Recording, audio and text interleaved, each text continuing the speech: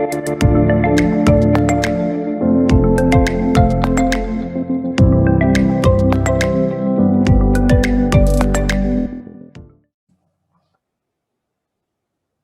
galerinha, tudo bem? Aqui é o professor Tiago.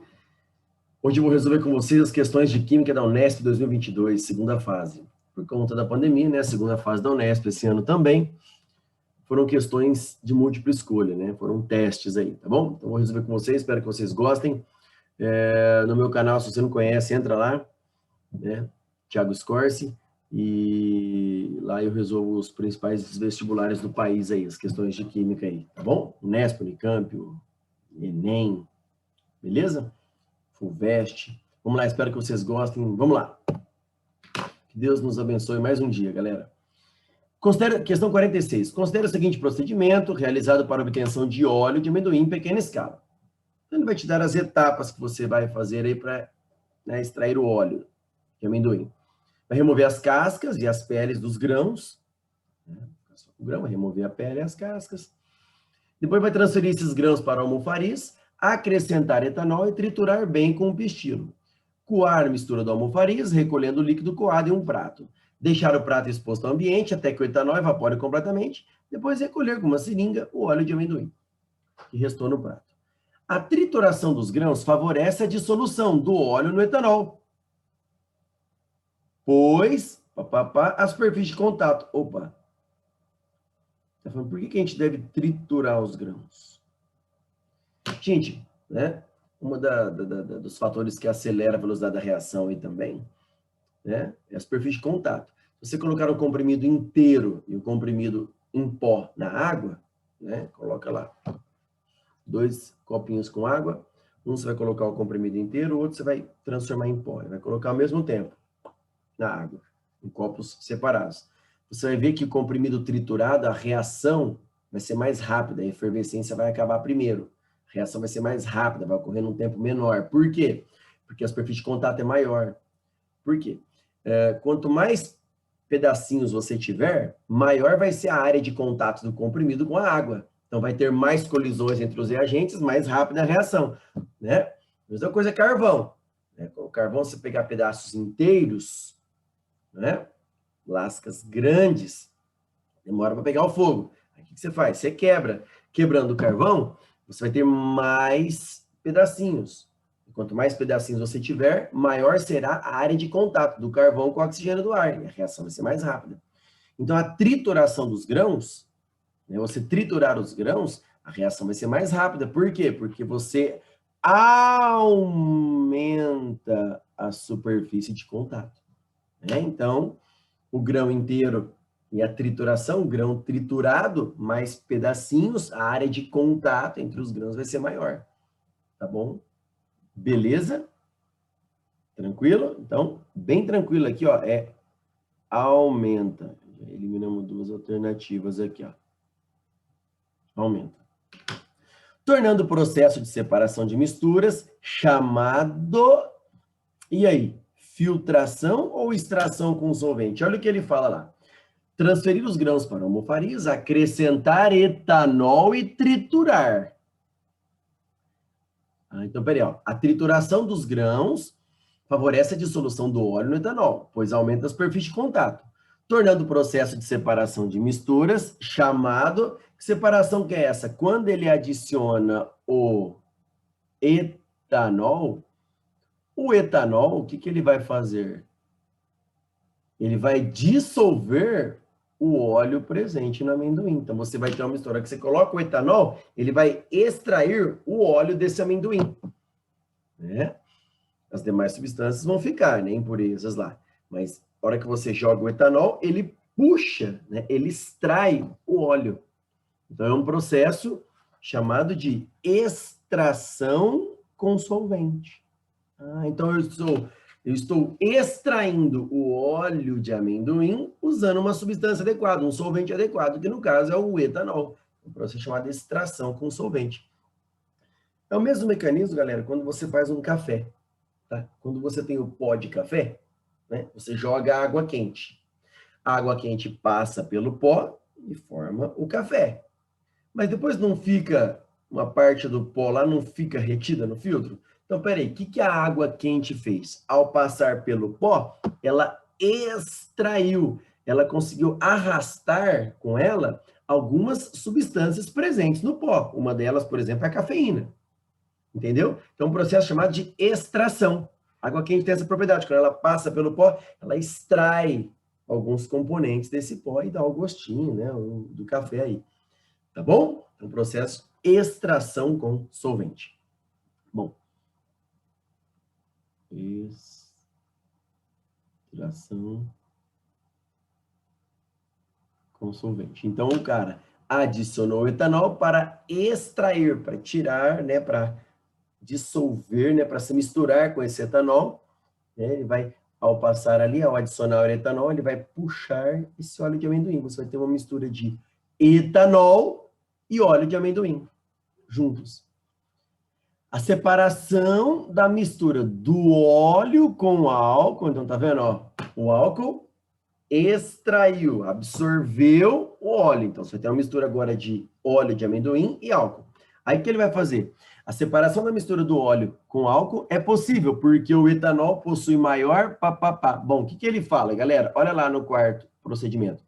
Deixar o prato exposto ao ambiente até que o etanol evapore completamente. Então, depois que eu tenho essa mistura de etanol e óleo, vou deixar lá no sol, exposto ao ambiente. O que vai acontecer? O etanol vai evaporar, eu vou ficar com o óleo de amendoim. Ah, se o etanol evapora completamente, ele evapora mais fácil, ele é mais volátil. Se ele é mais volátil, é porque ele possui maior pressão de vapor que o óleo. Lembrando, o que é pressão de vapor? É a pressão que o vapor exerce sobre o seu líquido quando eles estão em equilíbrio. Então, se eu pegar um recipiente com óleo, no caso, óleo de amendoim, e outro só com óleo, o outro só com água, um só óleo de amendoim, o outro só água, os pentes fechados. O que acontece?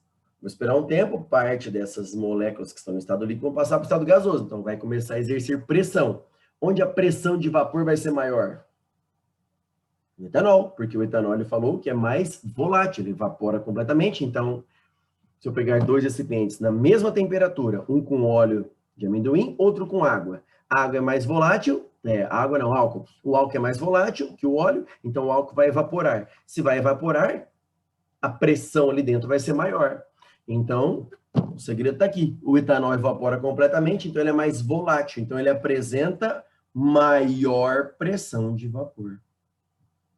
Bom, uma questãozinha que cobra vários conceitos aí, tá bom? Espero que vocês tenham entendido. Vamos lá? Próxima questão. 47, uma questão difícil aí, galera, para enxergar, tá? Muita gente, eu acredito que tenha, né, teve um pouquinho de dificuldade essa questão. Considere a forma do sal lactato de cálcio hidratado, empregado como repositor de cálcio. Então, você tem, olha aí, ó. Vou fazer uma cor diferente aqui, pegar um azul escuro, ó. Isso tudo é o lactato de cálcio hidratado. Esse pontinho aqui não é vezes, não. Significa que o sal está hidratado, ou seja, junto com ele, tá vendo aqui, ó? Junto com ele, você tem moléculas de água, por isso que é esse pontinho. Então, você tem o sal, junto com ele, X moléculas de água. Então, ele está hidratado. Quando aquecido a 120 graus, o sal hidratado transforma-se no sal anidro. O que é anidro? Anidro significa sem água. Então, quando você aquece, a água vai embora, você tem o sal sólido, anidro. Então, eu coloquei ele do lado direito, galera. Vamos lá. Deixa eu colocar minha foto aqui no ladinho do vídeo. Ó, então você tem, olha ali, ó. Isso tudo é o sal hidratado. Aí você aqueceu. Aqueceu, vai se separar da água. Então, aqui você vai ter essa partezinha aqui, que é o sal anidro, mais X moléculas de água. Que agora é mais, porque se separou. A água foi embora, ficou o sal anidro. Bom, em um experimento, 30,8 gramas de lactato de cálcio hidratado. Vamos começar com o sal hidratado. Então, 30,8 gramas do sal hidratado foram aquecidos originando 21,8 gramas de sal anidro. Então, formou 21,8 gramas de sal anidro. Logo, o valor de X na fórmula é, então, quer saber quantas moléculas de água tem aí. Bom, primeira interpretação, galera.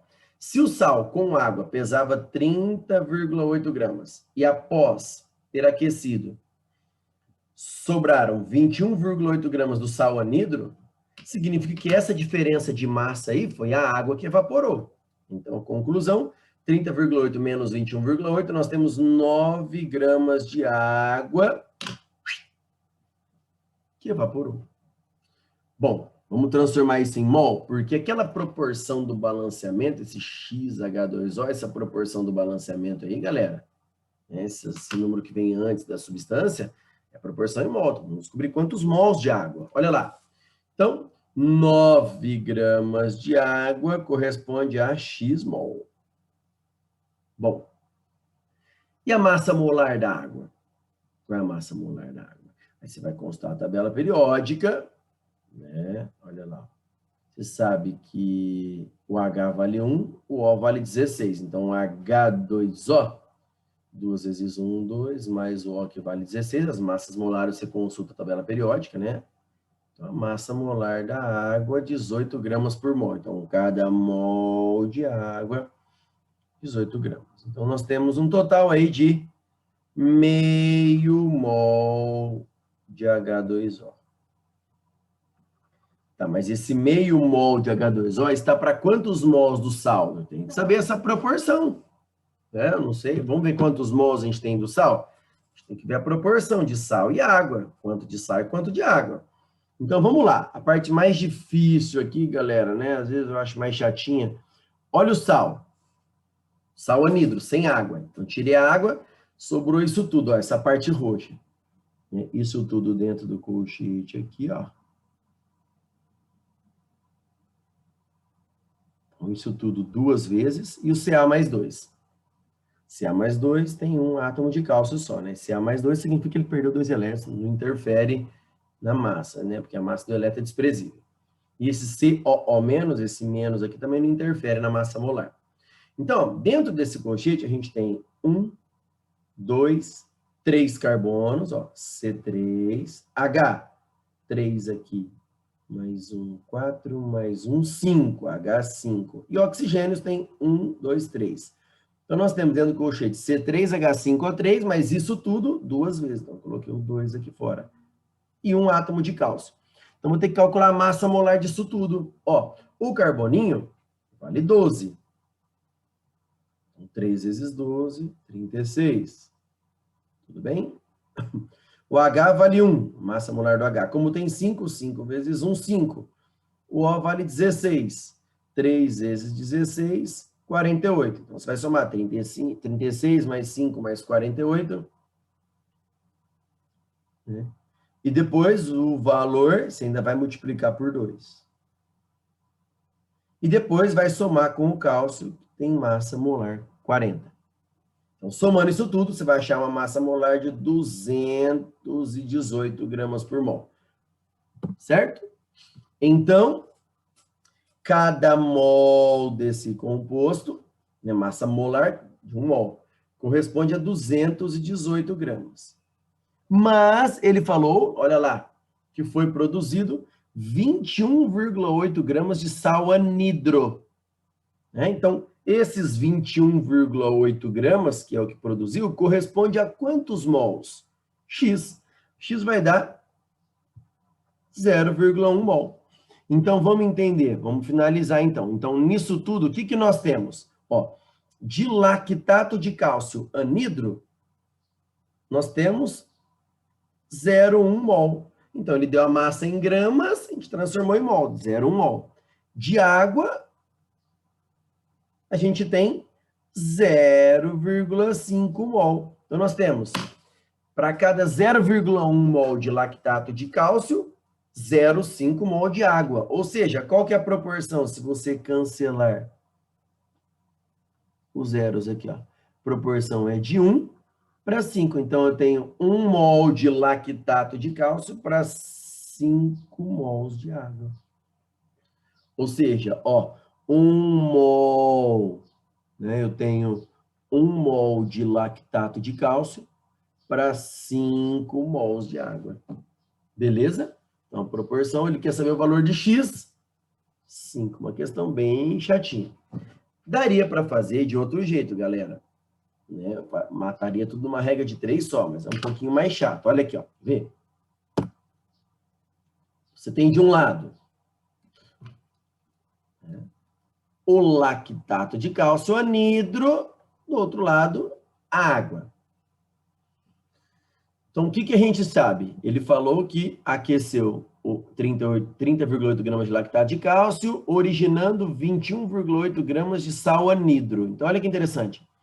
Para cada 21,8 gramas de sal anidro, a gente tem quanto?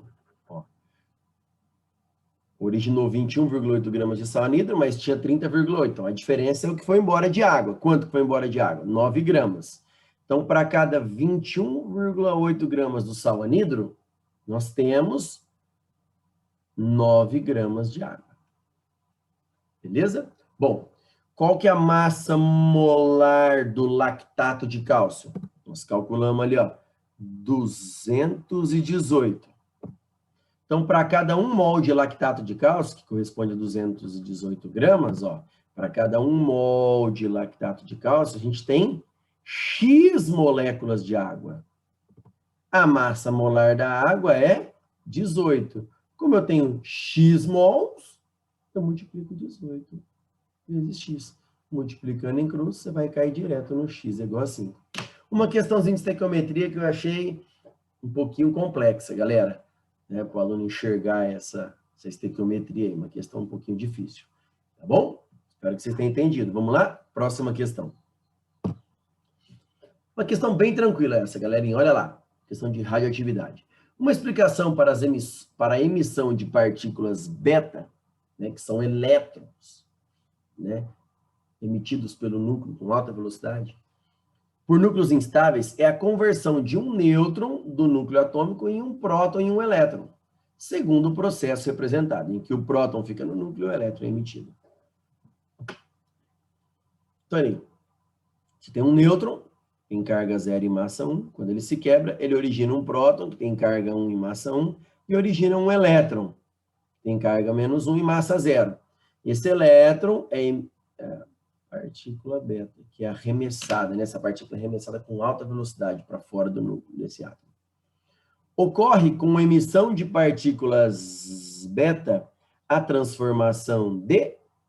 Então, vamos lá. Aí eu montei assim, só para vocês enxergarem, mas não tinha necessidade. Ó, você tem que ir item por item. Vamos lá. Letra A. Carbono 13 em carbono 14. Então, olha aqui, ó. Carbono 13, carbono de massa 13. Você vai constar a tabela, sabe que ele tem número atômico 6. Então, o carbono 13 se transformando em carbono 14. Então, vamos lá. Ó, só tampando aqui para você entender. Ó. O carbono 13 se transformou em carbono 14. Vamos lá. Numa reação nuclear, numa equação nuclear, é só você ver. Tem que ocorrer uma conservação das massas e uma conservação das cargas. Então, vamos lá. Antes da seta, 13, massa. Depois da seta, aqui tem uma massa 14. Então, 14 eu vou somar com o quê? Porque nessa reação vai liberar alguma partícula. Qual partícula? Ó, que número somado com 14 dá 13? Ah, ele falou aí que ele quer saber com emissão de partículas beta. Então, estou colocando a partícula beta aqui, ó. Se eu somar 14 mais 0, não dá 13. Então, o primeiro aqui não tem emissão. Por quê? Acabei de falar. Que número somado com 14 vai dar 13? Menos 1. Teria que ser menos 1, não é partícula beta. Então, é falso. Letra B. Cobalto 60 em níquel 60. Vamos lá. Letra B. Cobalto 60, massa 60, você vai constar na tabela periódica, o número atômico dele é 27. Então, ele vai se transformar em níquel 60. Aqui, a massa, o número atômico do níquel, 28. Então, vamos lá. Aí ele está falando que ocorre com emissão de partículas beta. Será que nessa reação vai emitir uma partícula beta? Vamos colocar a beta aí, que tem carga menos 1 e 0, e vamos ver se dá certo a reação. Ó, no reagente, massa, 60. No produto, ó, 60 mais 0, 60. Vamos lá nas cargas. No reagente, 27. Nos produtos, 28 menos 1, 27. Há uma conservação das massas e das cargas. Então, nessa reação, deu certinho encaixar a partícula beta aqui. Portanto, alternativa B de bola. Beleza, galera? As outras equações eu montei para você analisar aí. Se você quiser, só dar um pause aí, você vai ver que se eu colocar a partícula beta nas outras três aqui, né? Ou a massa não vai dar certo, ou os números atômicos não vão dar certo também. Tá bom? Eu coloquei a partícula beta nas outras três, só para você, quem tiver dúvida aí, é só olhar aí. Eu coloquei a partícula beta nas outras três reações, mas você vai ver que não vai dar, né? Às vezes, que nem, olha a letra C, 30 no reagente, 30 mais 0, 30 nos produtos. Deu certo a massa, mas olha as cargas, ó, o número atômico aqui no reagente, 15. Se você somar no produto, ó, 14 menos 1, dá 13, não dá 15. Então, não pode ser a partícula beta aqui. E na DAE também não vai dar certo. Beleza? Uma questãozinha bem tranquilinha, galera, de radioatividade. Beleza? Vamos lá, próxima questão. 49. Fala o seguinte: substâncias compostas podem ser de três tipos. Primeiro, vamos lembrar que é uma substância composta. É aquela formada por 2 ou mais elementos químicos. Tá? Podem ser de três tipos. Então, pode ser uma substância composta que apresenta apenas ligações covalentes. Depois, tipo 2, apresenta apenas ligações iônicas. E, tipo 3, apresenta ligações iônicas e covalentes. São exemplos de substâncias compostas, tipo 1, 2 e 3. Então, vamos lá. Quais são as substâncias que ele colocou aí? Vamos lá. Primeiro, tipo 1. Vamos lá. Tipo 1. Apenas ligações covalentes. Então, se você comparar as substâncias que ele forneceu, galera, vou pegar aqui primeiro, ó. CaCl2, NH4Cl, HCCl3. São essas três substâncias. Bom, olha aqui, vamos analisar cada uma quando tiver alternativa. CaCl2, primeira coisa que você bate o olho. Cálcio, família 2A. Ele é um metal. Cloro, você vai constar a tabela, família 7A, ametal. Ou, você vai ver a família, o cálcio da família 2A, o que ele faz para obedecer o octeto? Átomos, elementos que têm 1, 2 ou 3 elétrons na camada de valência, fazem o quê? Doam elétrons, metais. Então, ele doa. O cloro, família 7A, tem 7 elétrons na camada de valência. Para ficar com 8, ele tem que receber 1, obedecer o octeto, tem que receber a metal. Então, se um tem que doar, o outro tem que receber, se um doa, o outro recebe, ligação de metal com a metal, aqui nós temos apenas ligação iônica. Então, apresenta apenas ligações iônicas. Apenas ligações iônicas, CaCl2. Beleza. Bom, depois, se você pegar o HCCl3, hidrogênio cuidado da família 1A, tem um elétron, mas ele não fica estável com 8, né? Ele é uma exceção, ele fica estável só com 2, então ele tem tendência em receber. Por isso que muitos autores classificam o hidrogênio como um ametal. Então, se você montar aqui, ó, um carboninho, um hidrogênio e 3 cloros. Ó, o cloro é da família 7A.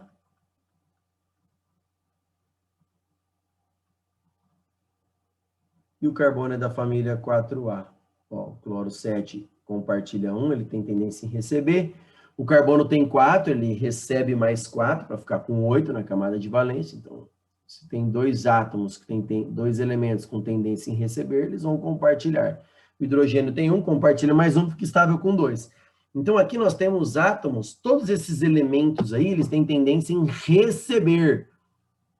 Então, ligação entre ametais, HC e Cl, ligação entre apenas, né, entre elementos ametálicos, nós temos ligações apenas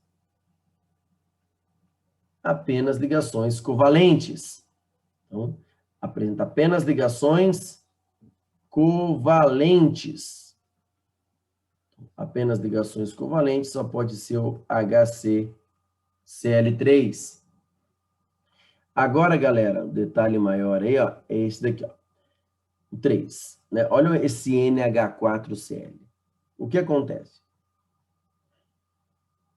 Se você analisar o NH4Cl, você pode observar, quem entende um pouquinho aí de ligações, olha aí, você pode ver que é o íon NH4+, e o ânion Cl-, né? É o íon que a gente trabalha muito em sala de aula, que é o íon amônio. Então, você tem, ó, é igual o CaCl2, é a ligação entre o cálcio, Ca+2, e Cl-, ó, ligação entre íons, ligação iônica. Então, a ligação entre NH4+ com Cl-, a ligação entre os íons amônio e cloreto é uma ligação do tipo iônica. Então, a ligação entre NH4+ e Cl-, aqui existe uma ligação iônica. É que o aluno acha sempre que ligação iônica sempre tem que ter metal. Geralmente, sim, mas nem sempre. Ligação iônica, ligação entre íons, cátion e ânion. Você tem o íon, o cátion amônio e o ânion cloreto. Então, tem uma ligação iônica. Porém, esse cátion NH4+ aqui, ele é formado por dois elementos. Ah, então, dentro desse cátion aqui, NH4+, você tem o N, que é da família 5A, e 4Hs. Olha isso. Por que NH4+, galera? Na verdade, o NH4+, só vou mostrar para vocês aqui, ele é formado da seguinte forma. Ele veio do NH3, amônia. Né? A amônia recebe um H+, e se transforma no NH4+. Eu faço isso só para mostrar para vocês as ligações aqui no amônio. Quer ver? O NH3, ó, é um N com 3 Hs, ó. O H é da família 1A, o N é da família 5A. Então, aqui ele compartilha 3 elétrons. O N tinha 5, compartilhou mais 3, ficou com 8.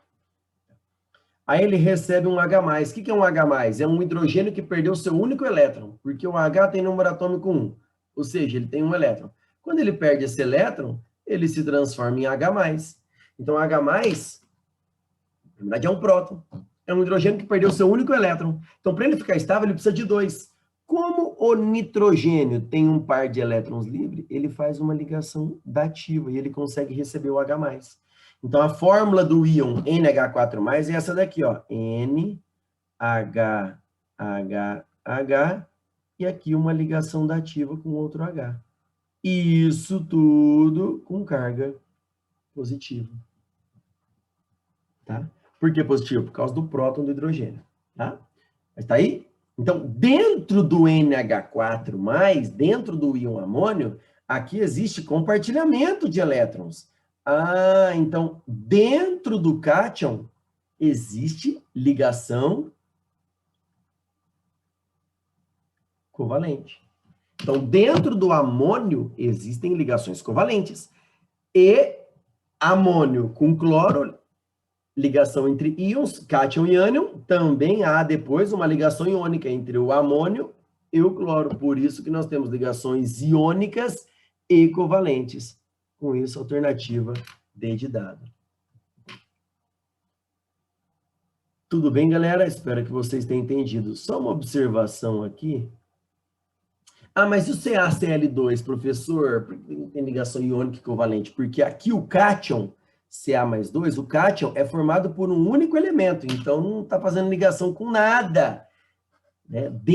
Analisa só o cátion. Só tem cálcio, não tem outro elemento, então não tem como ter ligação covalente dentro desse cátion. Entendeu? Então, somente a ligação iônica entre o cálcio e o cloro.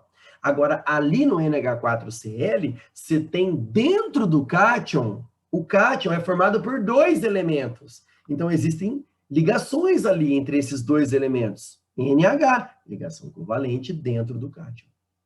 Tá bom? Beleza, galerinha? Vamos lá? Próxima questão. Essa questão 50 era só observar bem, mas era uma questão bem tranquila, galera. Ele fala lá, um dos métodos de obtenção de cetonas em laboratório consiste na hidratação catalítica de alcinos, representada geneticamente por... Então tá aí a reação, ó. Você tem um alcino, hidrocarboneto com tripla, hidratação reagindo com água. O que vai acontecer, gente? Ó, vai formar esse composto intermediário aqui, né? Que eu copiei aqui, ó. Vamos entender por que forma isso? Ó, essa tripla virou uma dupla. Ah, então quebrou a ligação tripla, ó. Quebrou. O que é a água? HOH. O que aconteceu? O Hzinho entrou nesse carboninho, ó. Olha o Hzinho entrando. E o OH entrou no primeiro carboninho. Olha lá. Então, era só você enxergar isso.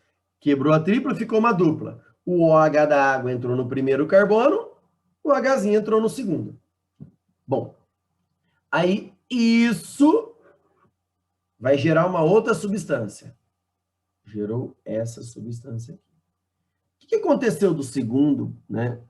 Da segunda substância para a terceira? Vamos entender? Olha o que aconteceu. Ó. Olha o que aconteceu. Essa dupla ligação aqui, ela veio para o O. Então, onde era uma ligação simples, ficou uma dupla. E esse Hzinho aqui veio para o carbono. O carbono que era CH virou CH2. Tá? Porque é um enol, né? Enol entra em equilíbrio com aldeído ou cetona, uma tautomeria. Isso não vem ao caso. Bom, mas não precisava saber nada disso. Olha que interessante. Ele fala, para que a cetona formada, porque formou uma cetona, seja a acetona, R e R' devem ser... O que você tem que lembrar? Nomenclatura. Acetona é nome popular. O nome da IUPAC é... O aluno tinha que lembrar que o nome da IUPAC, da acetona, é propanona. Ah, o que é propanona? Ali embaixo, ó. Quem é a propanona? Prop, 3 carboninhos. An, ligações simples. Ona é porque a função cetona, o dupla O não pode estar na extremidade. Então, só pode estar no meio. Então, tá aqui. Então, para que esse composto de vermelho seja a propanona, R e R' devem ser... Pô, o R... Olha aí, galera, agora. Como fica fácil. O R... Se você lembrar que era propanona, é só olhar, ó. C dupla O, C dupla O. Então, peraí. O R só pode ser o CH3. E o R'? Aqui não é CH2? Para ele se transformar em CH3, o R' tem que ser um hidrogênio. Então, CH3 e H. Questãozinha bem tranquila, não precisava saber de tautomeria, nem de reação, não. Só lembrar que a acetona tem o nome, né, da IUPAC por propanona. E comparar só o composto que ele te deu no final com a propanona. Beleza? Espero que vocês tenham entendido. Galera, valeu, até a próxima, se Deus quiser.